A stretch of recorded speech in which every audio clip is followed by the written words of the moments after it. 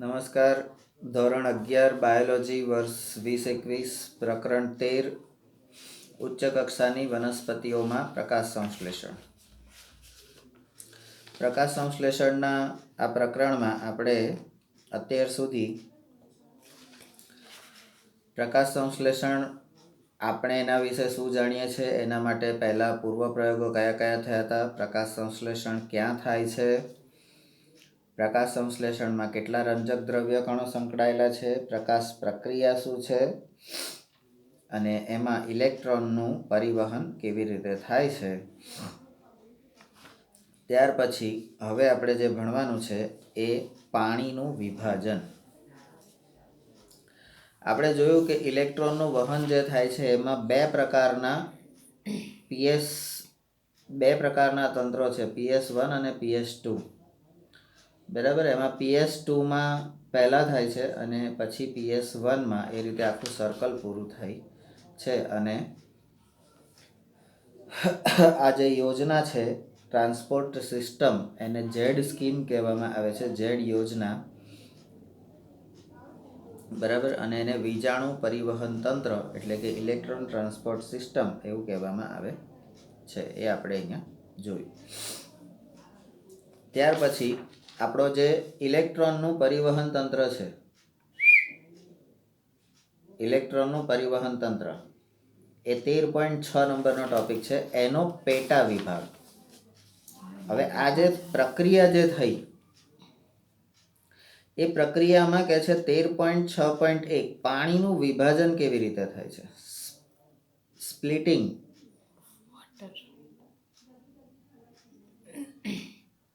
Splitting of water. પાણીનું વિભાજન કેવી રીતે થાય છે?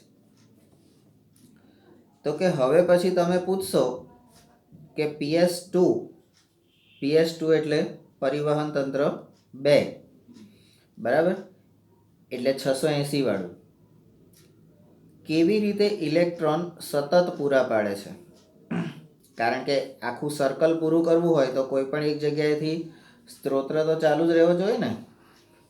કેવી રીતે ઇલેક્ટ્રોન પૂરા પાડે છે? નંબર 2, આ ઇલેક્ટ્રોન્સ એટલે કે વીજાણુઓ જે ફોટોસિસ્ટમ 2 એટલે કે PS2માંથી નીકળે છે. નંબર 3, તેમનું સ્થાન નિશ્ચિત રૂપે બીજા ઇલેક્ટ્રોન લઈ લે છે. બરાબર. એક ગયા તરત એની જગ્યાએ બીજા આવી ગયા, બીજા ગયા તરત એની જગ્યાએ ત્રીજા આવી ગયા. તો જે આગળ જતા જાય છે એ ક્યાં જશે? તો PS1 સુધી જશે. બરાબર છે. અને એના માટે કોણ? તો ઇલેક્ટ્રોન ગ્રાહી સિસ્ટમ જે છે એના દ્વારા પહેલાં અધોગામી જશે, નીચે જશે, બરાબર, અને પછી ઉપર આવશે અને ફરી પાછા નીચે જશે. બરાબર. અને એ વધારે નીચે જશે. આપણે છેલ્લે જોયું હતું ને કે પહેલાં કરતાં વધારે નીચેની સાઈડે સ્થળાંતર પામશે. બરાબર. તો PS2 કેવી રીતે ઇલેક્ટ્રોન સતત પૂરા પાડે છે? તો ઇલેક્ટ્રોન્સ જે ફોટોસિસ્ટમ 2માંથી નીકળે છે તેમનું સ્થાન નિશ્ચિતપણે બીજા ઇલેક્ટ્રોન લઈ લે છે. હવે આ ઇલેક્ટ્રોન ક્યાંથી મળે છે?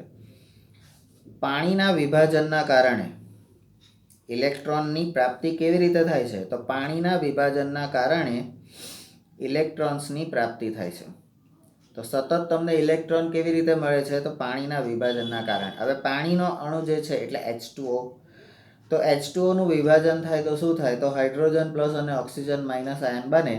અને તો એમાંથી એ અણુમાંથી તત્વ બની જાય, આયન બની જાય તો જ ઇલેક્ટ્રોન છૂટા પડે, નહીં તો ના બને. બરાબર.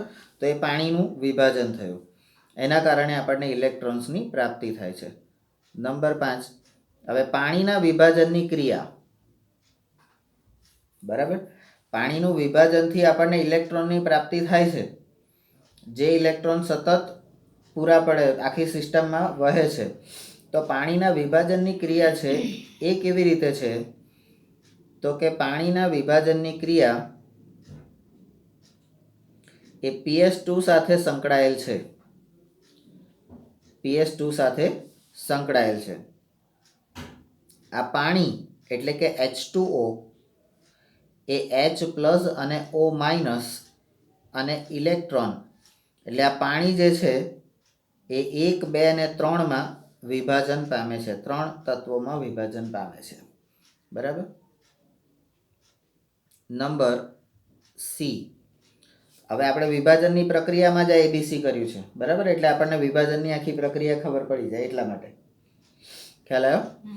હવે આમાંથી ઉત્પન્ન થતો ઓક્સિજન, હવે આમાં જે ઓક્સિજન ઉત્પન્ન થાય છે તો એ ઓક્સિજન શું છે? તો કે પ્રકાશ સંશ્લેષણની એકમાત્ર વાસ્તવિક નીપજ છે.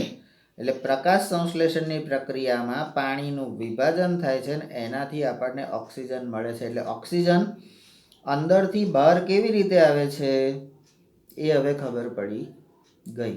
બરાબર. આપણને શું ખબર હતી? કાર્બન ડાયોક્સાઇડ લે છે અને ઓક્સિજન છોડે છે, પણ કેવી રીતે આખી પ્રક્રિયા થાય છે હવે આપણને ખબર પડી. બરાબર. અંદર શું બધું રંધાય છે. પાંદડા પર સ્ટાર્ચ પોતાનો ખોરાક તૈયાર કરે છે અને સ્ટાર્ચ સ્વરૂપે સંગ્રહિત થાય છે. આવું બધું ખબર હતી. બરાબર. પણ એની અંદર પણ કંઈક તો થતું હશે ને. બરાબર. તો એ હવે આપણે જોઈએ. તો પ્રકાશ સંશ્લેષણની એકમાત્ર નિપજ ઓક્સિજન એ આપણને પાણીના વિભાજનની ક્રિયા સાથે મળે છે. બરાબર. ત્યાર પછી નંબર ડી. હવે ઇલેક્ટ્રોન્સના જરૂરી સ્થાન ફેર માટે, ઇલેક્ટ્રોન્સના જરૂરી, કારણ કે એકની જગ્યાએ બીજાએ મોકલવાનું છે, બીજાની જગ્યાએ ત્રીજાએ મોકલવાનું, ત્રીજાની જગ્યાએ પહેલાએ મોકલવાનું. બરાબર. તો એના જરૂરી સ્થાન ફેરફાર માટે ફોટો સિસ્ટમ 1 એટલે કે PS1 માંથી દૂર થયેલા ઇલેક્ટ્રોન ફોટો સિસ્ટમ 2 દ્વારા પૂરા પાડવામાં આવે છે. એટલે એકમાંથી જાય એટલે બીજામાંથી તરત મળી જાય. બરાબર. અહીંથી લઈ લીધું, અહીંથી મેં તને પાછું આપી દીધું, અહીંથી લઈ લીધું, અહીંથી મેં તને પાછું આપી દીધું. બરાબર. એ રીતે પેલું તે દિવસ નહોતું થતું કે અહીંથી પેલા કલાબા 100 રૂપિયા આપે એટલે આમથી 100 મેં ભાઈને આપી દે, આમથી આમ નહોતું થતું. એવું ખબડી ગઈ ને? આ જ ડગલે ને પગલે બધે જોવા મળે તમને. ખબર પડી? ના પડી? ના પડી? ખબર પડી ને? હા. એટલે આપણા વ્યવહારમાં પણ આપણને સતત આ વસ્તુ જોવા મળે છે. હવે આ રાસાયણિક સમીકરણ આપણને ખબર છે. ચલો હવે નંબર 5 પછી નંબર 6 આપણે તે સારી રીતે જાણી લેવું જોઈએ. હવે આ પાણીના વિભાજનની પ્રક્રિયા આટલે સુધી થઈ ગઈ. બરાબર છે. હવે આપણે સારી રીતે જાણી લેવું જોઈએ કે આ પાણીનું વિભાજન એ PS2 સાથે સંકળાયેલ છે કે જે આપમેળે પોતાની જાતે ભૌતિક રીતે થાઇલોકોઇડના પટલની અંદર તરફ થાય છે. હવે આ થાઇલોકોઇડનું પટલ એ ક્યાં આવેલું છે એના માટે આપણે 8મા ચેપ્ટરની આકૃતિ જોવી પડે. ચેપ્ટર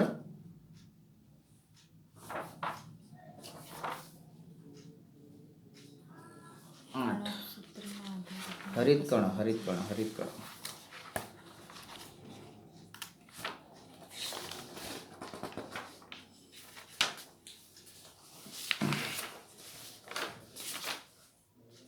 જો આ થાઇલોકોઇડની થપ્પીઓ છે અડધી.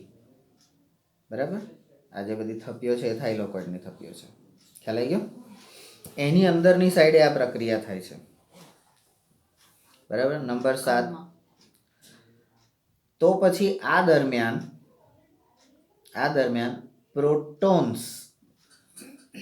પ્રોટોન્સ H+ તેમજ ઓક્સિજન ક્યાં મુક્ત થાય છે? કઈ જગ્યાએ થાય? તો કે નંબર 8 પોલાણમાં અંદર કે પટલની બહાર? તમારે જે બી કહેવું હોય ને એક વખતે કહી દો. બરાબર. તમે દરેક વખતે છેલ્લે આવો પ્રશ્ન મૂકી દો, અમારે શું કરવાનું?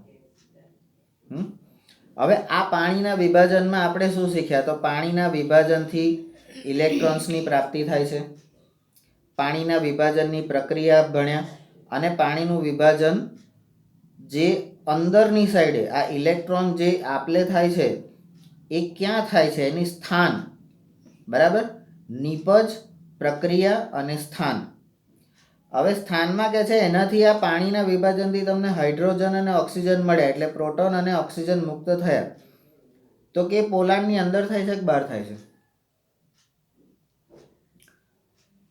આટલી બધી જો ખબર હોય તો અમે સાયન્ટિસ્ટ ના કહેવાઈએ? સાયન્ટિસ્ટ જ કહેવાઈએ ને? તો શું કહેવાઈએ? હા, સાયન્ટિસ્ટ. આમ જરી મોટેથી બોલો તો. સાયન્ટિસ્ટ. હા, બરાબર. તો કે કઈ વાંધો નહીં, અમે તો બધા રખડતા ઢોર ગમે તે રીતે શોધી તો કાઢીએ જ. તો કે 13.6.2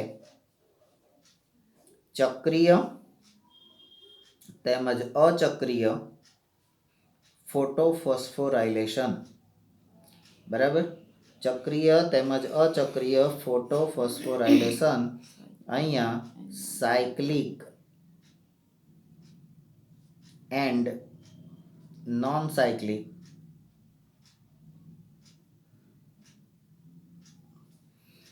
ફોટો, જો અહીંયા ફોટો આટલે સુધી અને આ ફોસ્ફોરાયલેશન.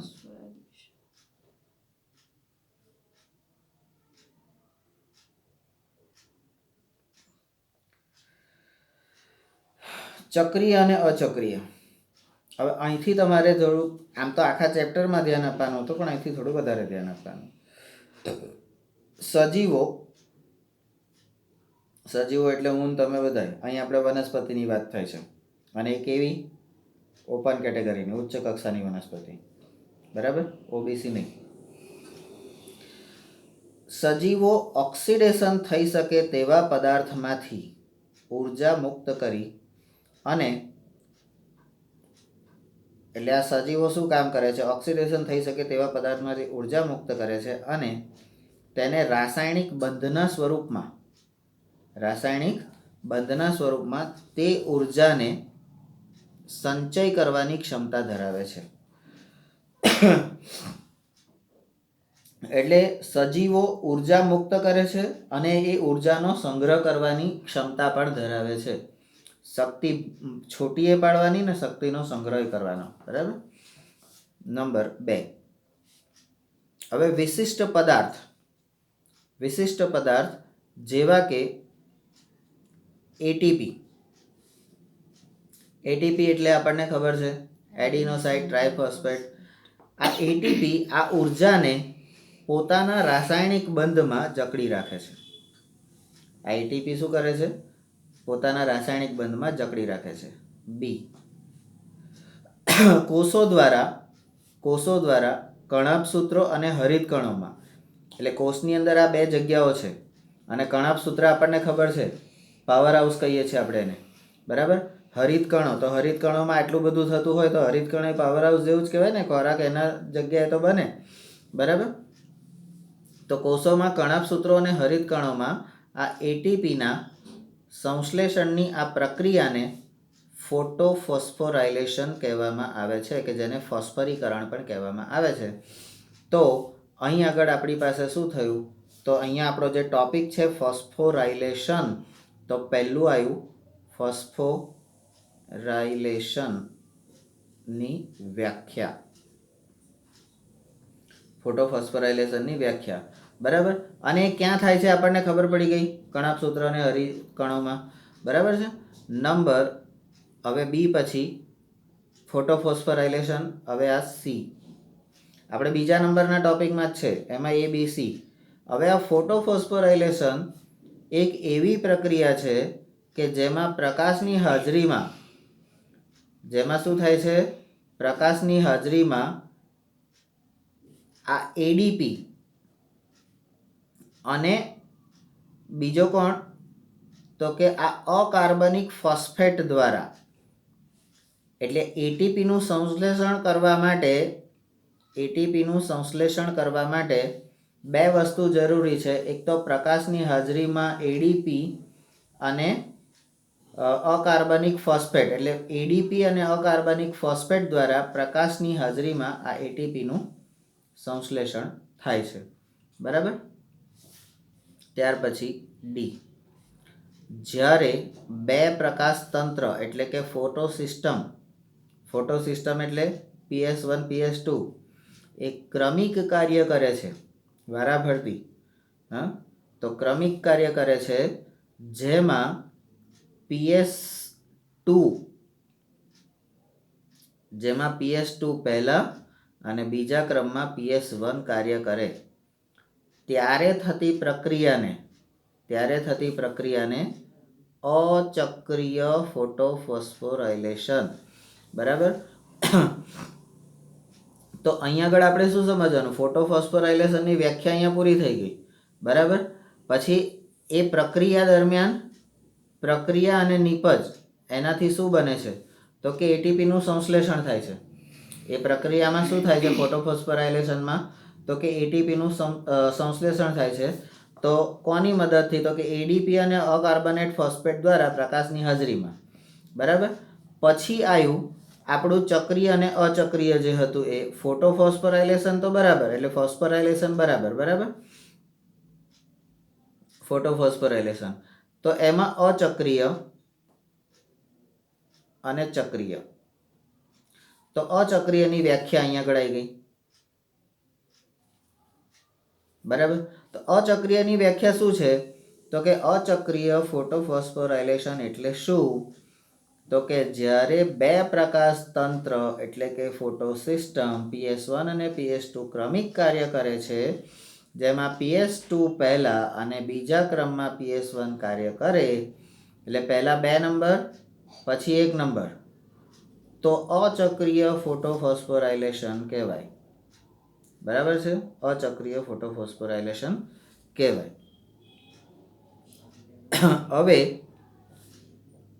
હવે તમારું આ ઈ જે હતું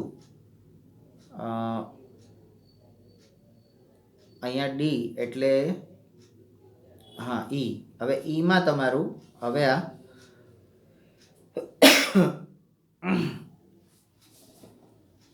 એફ, આ બંને ફોટો સિસ્ટમ આ અચક્રીય ફોટોફોસ્ફોરાયલેશનમાં PS2 અને PS1 જે કાર્ય કરે છે એમાં બંને ફોટો સિસ્ટમ એક ઇલેક્ટ્રોન પરિવહન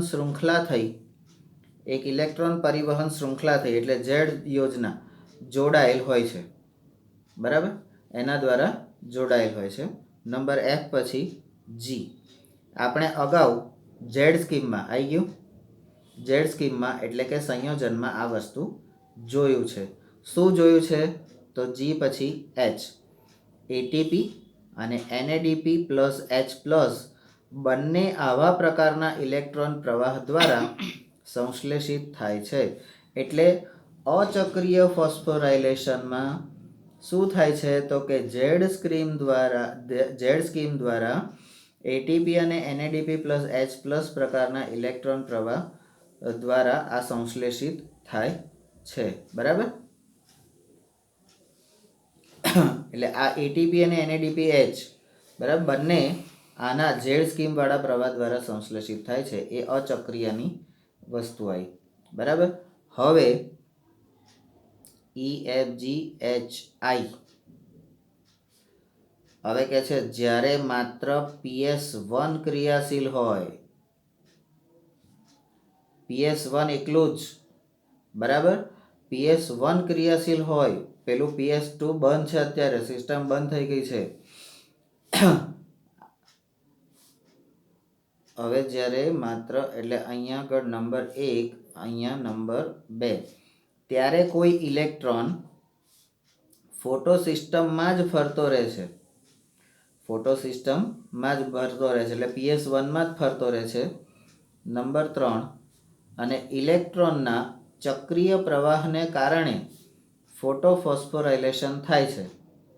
બરાબર. ફોટોફોસ્ફોરાયલેશન થાય છે.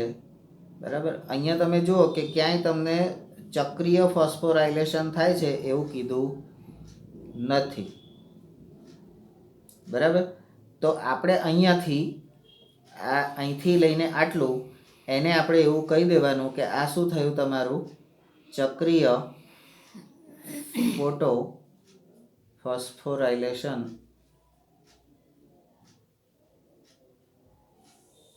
વ્યાખ્યા. બરાબર.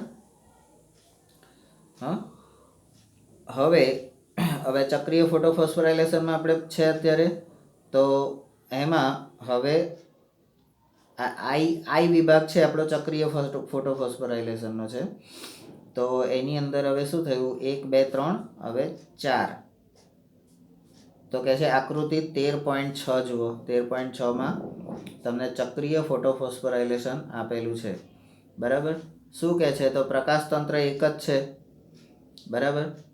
એ પ્રકાશ તંત્ર દ્વારા એટલે પ્રકાશની હાજરીમાં આ ક્લોરોફિલ P700, કારણ કે પેલું PS1માં તો P700 જ છે ને, નેનોમીટર વાળી. બરાબર. એ ઇલેક્ટ્રોન ગ્રાહક દ્વારા એ થાય છે. ઇલેક્ટ્રોન ગ્રાહક દ્વારા એ એડીપી પ્લસ આઈપી. આ આઈપી શું છે, અકાર્બનિક ફોસ્ફેટ. આઈપી શું છે, અકાર્બનિક ફોસ્ફેટ. બરાબર. એના દ્વારા એટીપીનું નિર્માણ કરે છે અને ઇલેક્ટ્રોન પરિવહન તંત્ર એમાં ને એમાં જ ફર્યા કરે છે. બરાબર.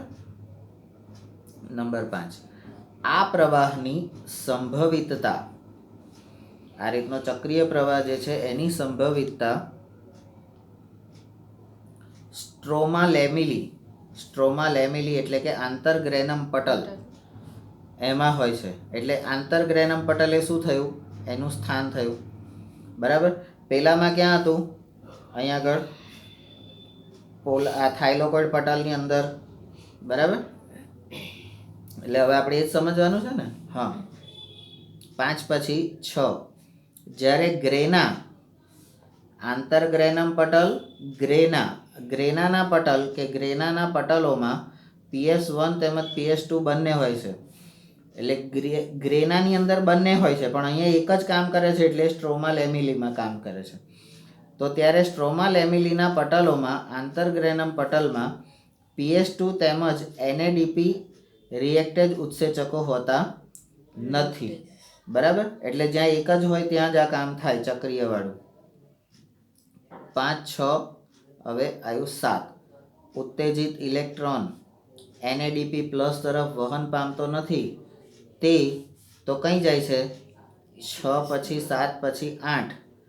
તો તે ETS દ્વારા, હવે આ ETS કોણ છે, ઇલેક્ટ્રોન ટ્રાન્સપોર્ટ સિસ્ટમ. ETS કોણ છે, ઇલેક્ટ્રોન ટ્રાન્સપોર્ટ સિસ્ટમ.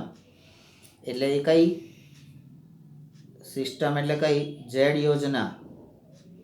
બરાબર. તો એના દ્વારા PS1 તરફ ચક્રીય રીતે પાછો ફરે છે, જે તમને આકૃતિ એમાં બતાવેલું છે. 8 પછી 9, 1x એટલે 9, પછી x એટલે 10. આમ ચક્રીય પ્રવાહમાં માત્ર એટીપીનું સંશ્લેષણ થાય છે. અચક્રીયમાં કોનું થાય છે, એટીપી અને NADPH બંનેનું. બરાબર. ચક્રીયમાં ખાલી એટીપીનું સંશ્લેષણ થાય છે. હવે 11, પરંતુ NADPHનું નિર્માણ થતું નથી.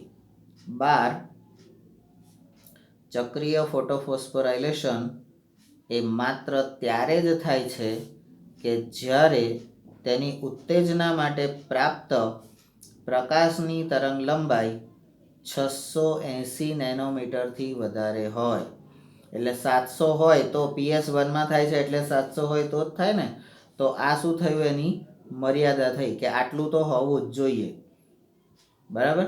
આટલું જો 680થી વધારે હોય તો જ ચક્રીય ફોસ્ફોરાયલેશન થાય, નહીં તો ના થાય.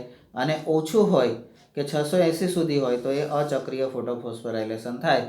અચક્રીય ફોટોફોસ્ફોરાયલેશનમાં એટીપી અને NADPH બંનેનું સંશ્લેષણ થાય છે, અને ચક્રીય ફોસ્ફોરાયલેશનમાં માત્ર એટીપીનું સંશ્લેષણ થાય છે. અચક્રીય ફોસ્ફોરાયલેશન છે એ ગ્રેનામાં થાય છે, અને પેલું એટલે અહીંયા કણાભ સૂત્ર અને હરિતકણમાં થાય છે. અને આ અચક્રીય જે છે એ સ્ટ્રોમા લેમિલી એટલે આંતરગ્રેનમ પટલની અંદર થાય છે. બરાબર. તો આ રીતે આપણે આને યાદ રાખવાનું રહેશે. બરાબર. નમસ્કાર.